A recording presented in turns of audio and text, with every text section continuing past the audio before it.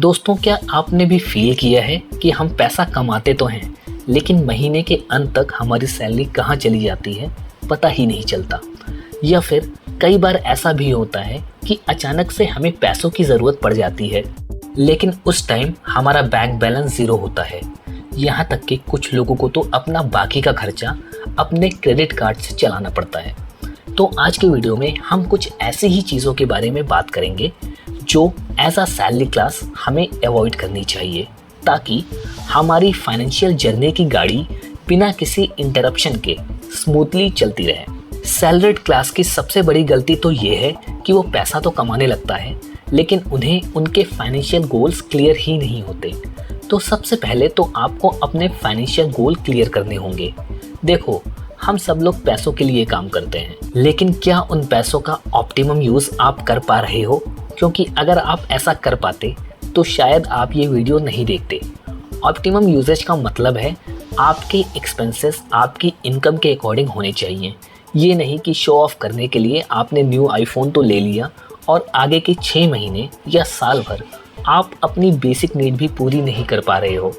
वो कहावत सुनी होगी आपने, इंसान को अपना पैर अपनी चादर के हिसाब से पसारना चाहिए।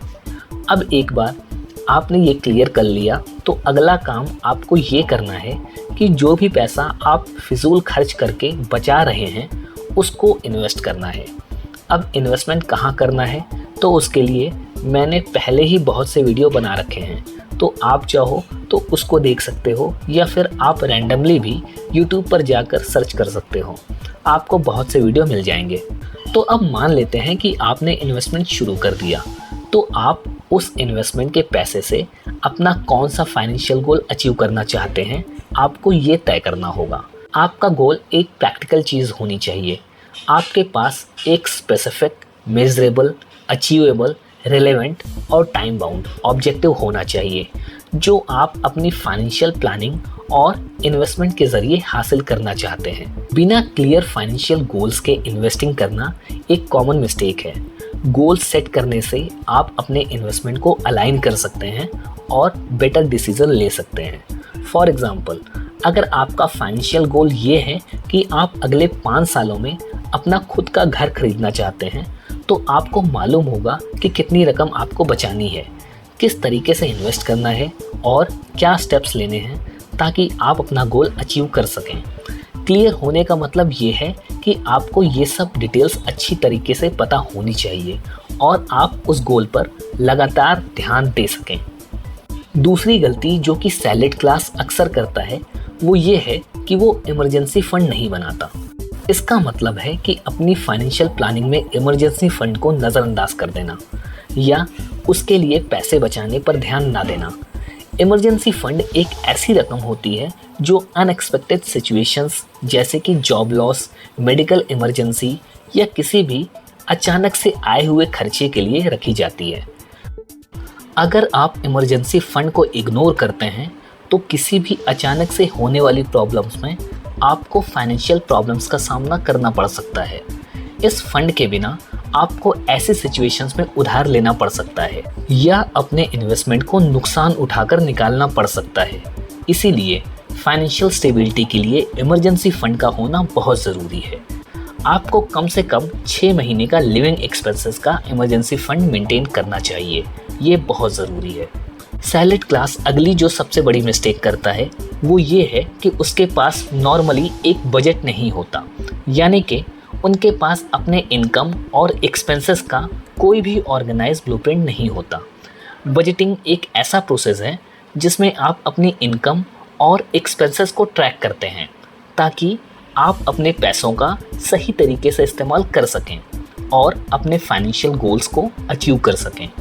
बजट ना होने पर ओवर स्पेंडिंग कर सकते हैं, यानी कि आप ज़रूरत से ज़्यादा खर्च कर सकते हैं क्योंकि आपको अपनी इनकम और एक्सपेंसेस का क्लियर आइडिया नहीं होता। बजट ना होने पर आपको डेट यानी कि उधार भी लेना पड़ सकता है। आप सेविंग्स नहीं कर पाते जो कि फ्यूचर गोल्स और इमरजेंसीज के लिए बहुत ज़्यादा ज़रूरी है।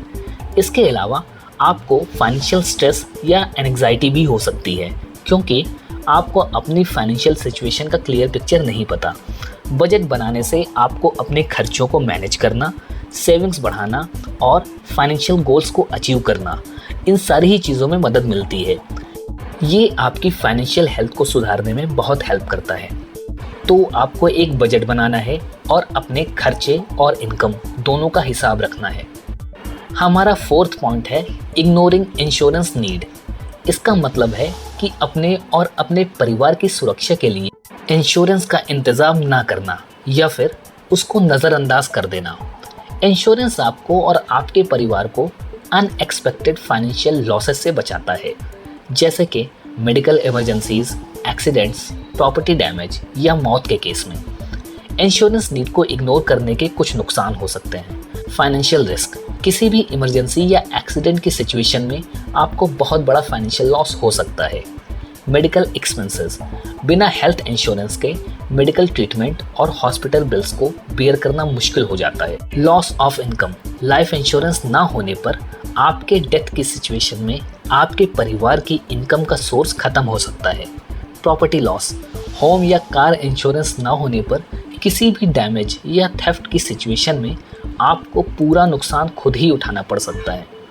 इंश्योरेंस लेना आपकी फाइनेंशियल प्लानिंग का एक इम्पॉर्टेंट हिस्सा होना चाहिए।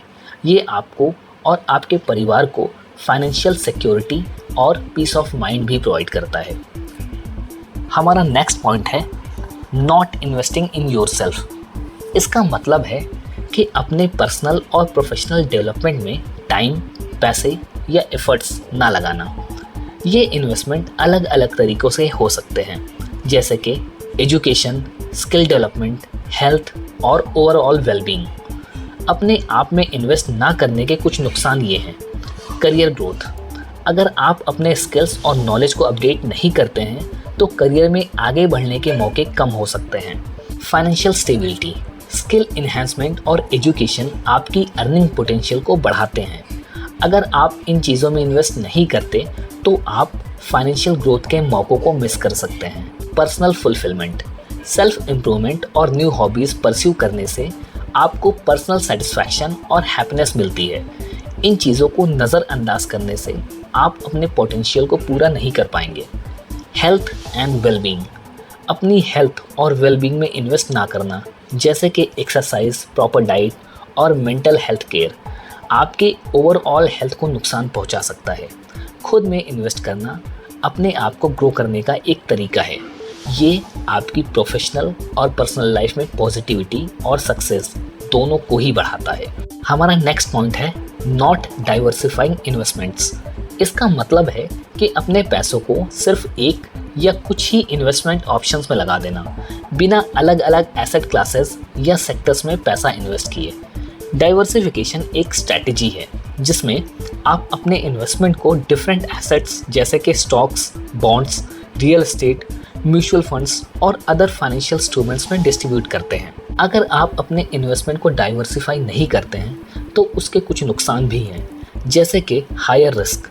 अगर आप अपने पैसे को सिर्फ एक या कुछ ही इन्वेस्टमेंट में लगाते हैं तो किसी भी एक इन्वेस्टमेंट का पुअर परफॉर्मेंस आपके ओवरऑल पोर्टफोलियो को बहुत ज़्यादा इम्पैक्ट कर सकता है।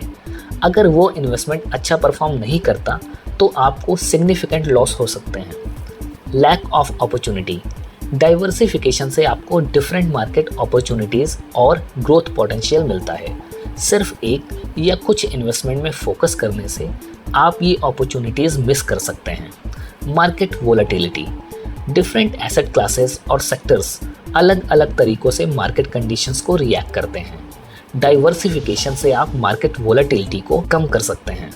फाइनेंशियल स्टेबिलिटी, डाइवर्सिफाइड पोर्टफोलियो आपको स्टेडी रिटर्न्स और फाइनेंशियल स्टेबिलिटी प्रोवाइड करता है। अगर आप डाइवर्सिफाई नहीं करते तो आपका पोर्टफोलियो ज़्यादा वोलेटाइल और अनस्टेबल हो सकता है। इन समरी, नॉट डाइवर्सिफाइंग इन्वेस्टमेंट का मतलब है कि अपने इन्वेस्टमेंट को मल्टीपल एसेट क्लासेस और सेक्टर्स में स्प्रेड ना करना, जो कि आपके फाइनेंशियल सिक्योरिटी और ग्रोथ के लिए रिस्क और लिमिटेशंस क्रिएट करता है। डाइवर्सिफिकेशन से रिस्क को कम करने और रिटर्न्स को ऑप्टिमाइज करने में हेल्प मिलती है। हमारा 7th पॉइंट है इग्नोरिंग रिटायरमेंट प्लानिंग। इसका मतलब है कि आप अपने रिटायरमेंट के बाद की फाइनेंशियल नीड्स और गोल्स के लिए अभी से प्लानिंग और सेविंग नहीं कर रहे हैं। रिटायरमेंट प्लानिंग एक ऐसा प्रोसेस है जिसमें आप अपने रिटायरमेंट के लिए फाइनेंशियल गोल्स सेट करते हैं और उन्हें अचीव करने के लिए स्ट्रैटेजीज और इन्वेस्टमेंट डिसाइड करते हैं। अगर आप ये नहीं कर रहे हैं तो इसके कुछ नुकसान हैं। For example, insufficient funds. अगर आप अभी से रिटायरमेंट के लिए सेव और इन्वेस्ट नहीं करते तो आपके पास रिटायरमेंट के बाद अपनी ज़रूरत और खर्चों को पूरा करने के लिए पैसे कम पड़ सकते हैं। Financial dependency. प्रॉपर प्लानिंग के बिना आपको रिटायरमेंट के बाद अपनी फैमिली या फ्रेंड्स पर फाइनेंशियल सपोर्ट के लिए डिपेंड रहना पड़ सकता है। Loss of lifestyle. बिना एडिक्वेट रिटायरमेंट फंड के आप अपने डिज़ायर्ड लाइफस्टाइल्स को मेंटेन नहीं कर पाएंगे और अपनी हॉबीज़, ट्रैवल और हेल्थ केयर नीड्स को फुलफ़िल नहीं कर पाएंगे। Emergency situations. रिटायरमेंट के बाद अनएक्सपेक्टेड मेडिकल या अदर इमरजेंसीज को हैंडल करना मुश्किल हो सकता है अगर आपके पास सफिशिएंट सेविंग्स और इंश्योरेंस नहीं है तो।